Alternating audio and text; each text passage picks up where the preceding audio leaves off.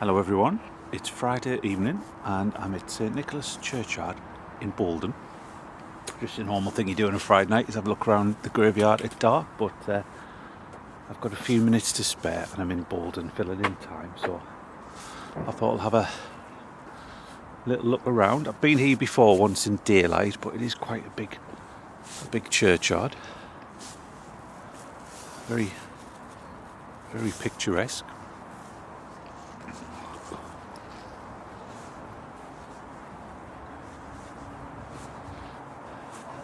Just wanted to show you these old stone coffins, which apparently were dug up from the churchyard a few years ago.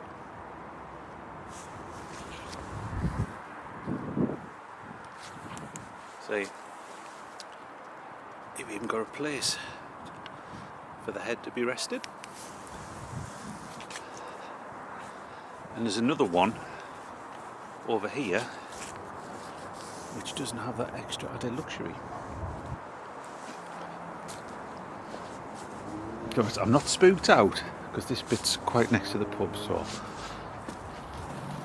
to be honest, I'm more scared of the living than the dead. This is where it gets a bit more creepy around the corner.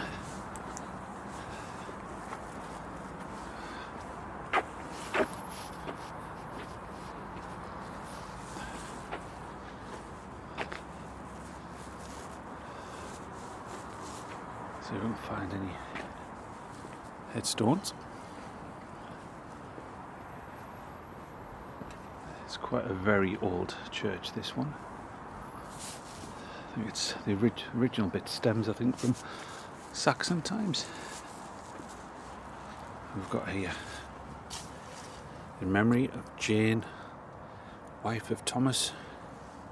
I think that's Rowell of Boldon Colliery, who died December the 21st, 1867, aged 35 years.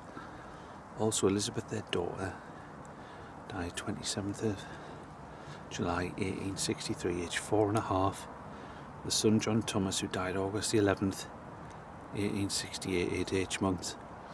And then Elizabeth, another daughter, who died 1872, aged 7 years. So it's Rowell. So they lost 3 children in a 9-year period.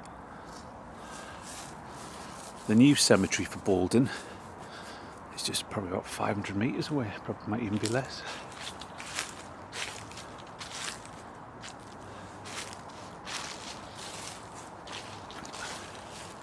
It's quite an ornate memorial.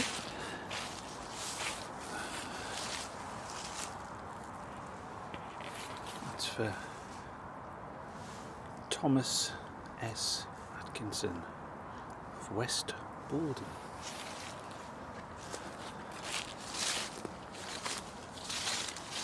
Look at this one, James Potts. Sacred to the memory of James Potts, whose integrity and Christian virtues will long be remembered by his family and friends. He died March the 21st, 1830, aged 60 years, so obviously born 1770. I like that. Also, Jane Potts, his wife, whose genuine piety rendered her beloved by all. She died August the 9th, 1820, aged 47 years. Also the Reverend William Todd, Wesleyan minister, brother to the above Jane Potts, who after dispensing the word of life for 26 years, witnessed a good confession and died in the faith at Hexham, the 8th of September, 1830, aged 49 years. Also Mary Potts, a daughter to the above James and Jane Potts, who died September the 10th, 1833, aged 19 years. Also Euphemia. What's this? Also Jane Shotton, daughter to the above James and Jane Potts, who died in full hope of a blooming immortality, April the 24th, aged 1840, aged 31 years, leaving an affectionate husband and an infant daughter to deplore her loss. Some lovely epitaphs on that particular headstone.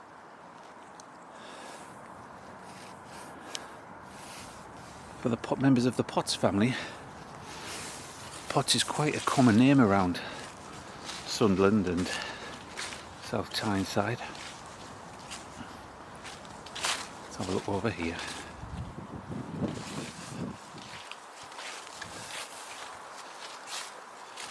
Now that would be a nice one to see, but sadly it's worn away.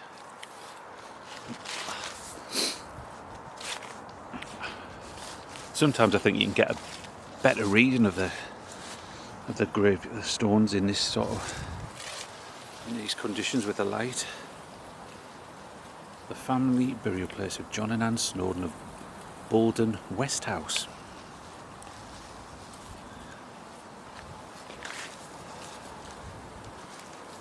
Again, it's quite difficult to read that one.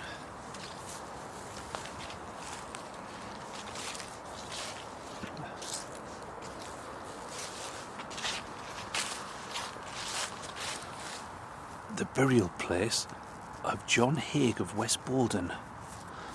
Margaret, his daughter.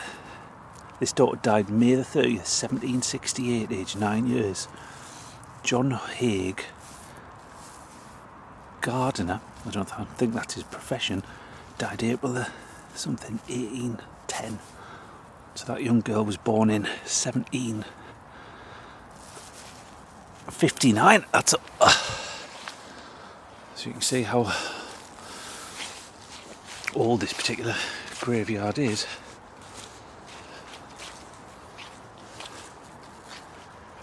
I'm looking for a nice epitaph. Look at that. Just the light just brings out the lettering beautifully. The burial place of Thomas and that's Isabel. If you notice there, that's the long S. It's written like an F, but it's an S. Cummings of East Boldon. There's the long S again. And their family, William Matthew Cummings. Their son died 4th of January 1817, aged 11 years. Also Robert Matthew Cummings, their son died 21st of April 1821, aged 18 years. Also Matthew Cummings, their son, who died 25th of July 1827, aged 17 years. Also Jane Dodds, their daughter, who died July 8th, aged 47 years.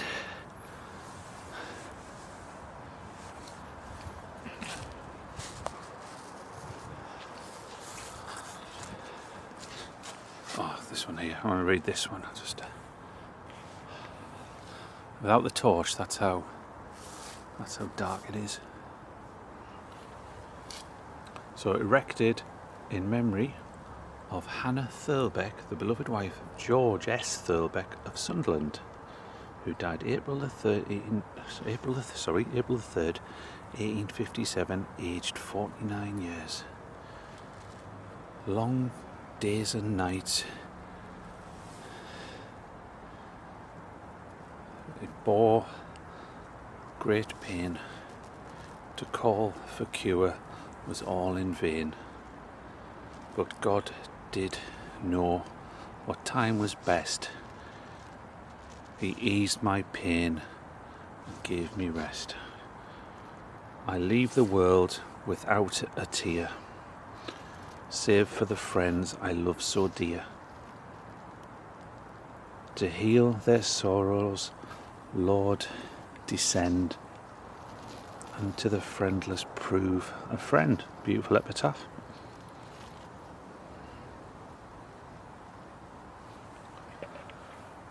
Nice, lovely epitaph. That's what I'm looking for, epitaphs. Now, this bit does look a little bit more creepy over here.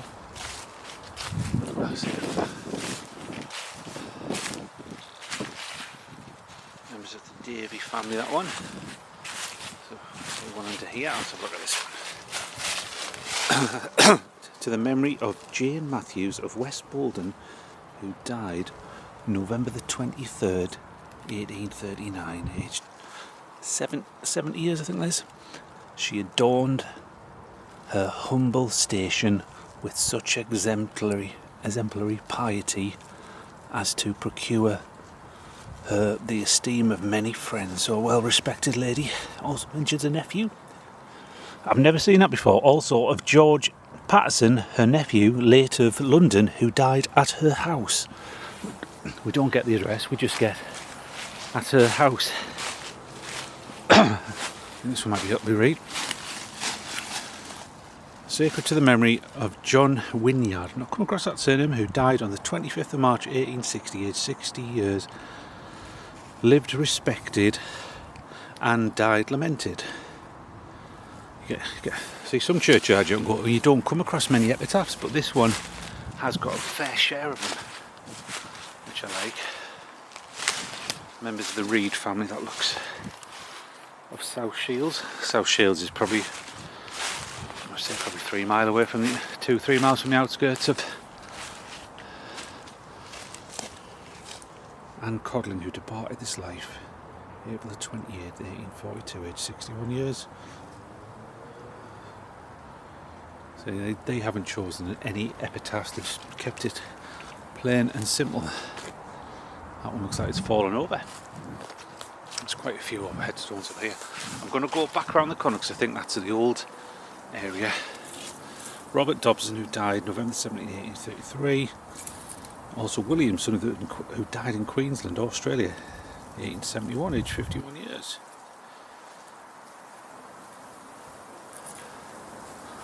I'm going to go back round this corner. So I think there's older ones around there.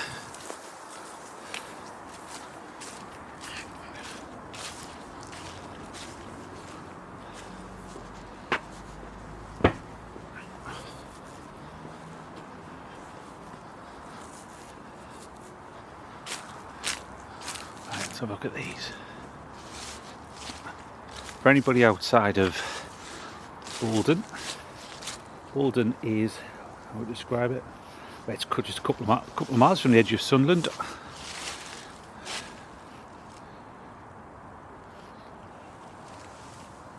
Can't read that.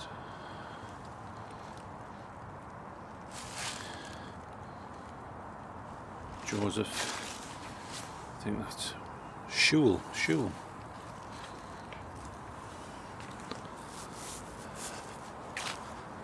So where I haven't been, these look older.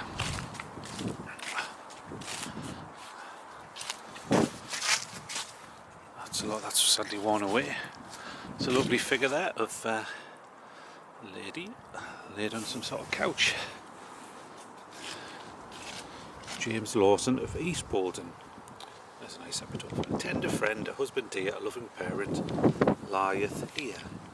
In love he lived, in love he died. His life was craved, but God denied. Matteson. I think there's a row over here I haven't seen. I'm sure there's more than this when I was here last time. I don't think I've been here today. Let's have a look. It's members of the Hall family. I think we're in West Boldon. There's also East Boldon and Boldon Colliery. This looks like an older one. He was indefatigable in the of his estates, employment to the labouring poor.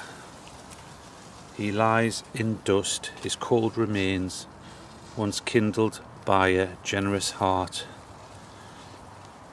in feeling of their wants and pains. So somebody, I think that's George Robinson. Somebody who's generous, probably. Must be a local gent or something to have such an epitaph like that. So it mentioned somebody in 1823, so this is probably late 1700s, early 1800s. We'll try and get down the front again. See if I can read some more epitaphs. I don't want to go down here without tripping up.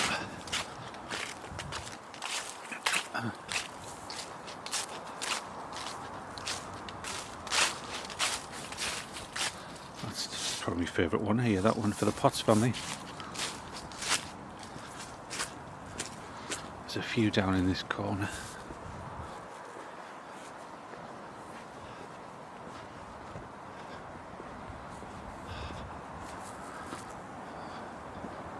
I think I've been there.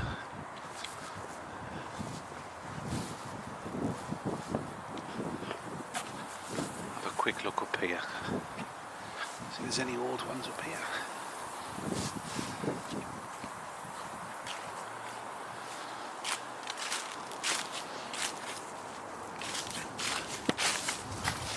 Look at that.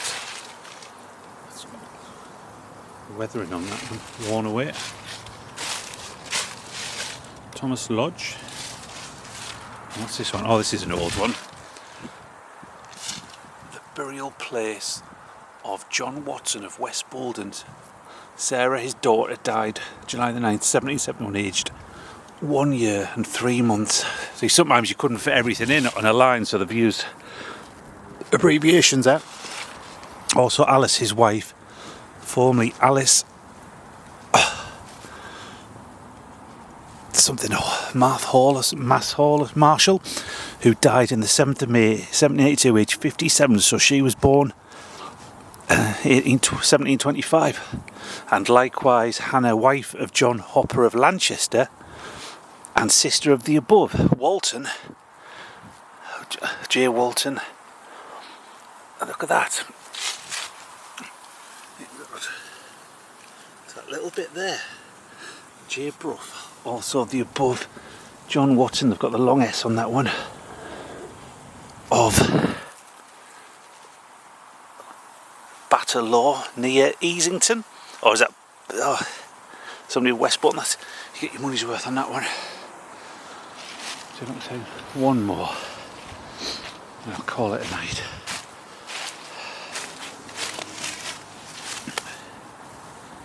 One Irwin family of East Boldon. That's a farmer, John Irwin, and of Rosebery.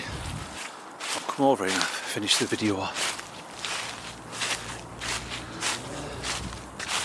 Give you a shot of the church. It's a lovely church if you ever get the chance to visit inside. So thank you very much for watching this particular video. I just thought I'd do something different. See what works with the torch and what the light's like with this camera. So thank you very much for watching. If you did like it, please give it a like, and if you wish to, click on the subscribe, and so you get updates on any future videos that I do. So thank you very much for watching.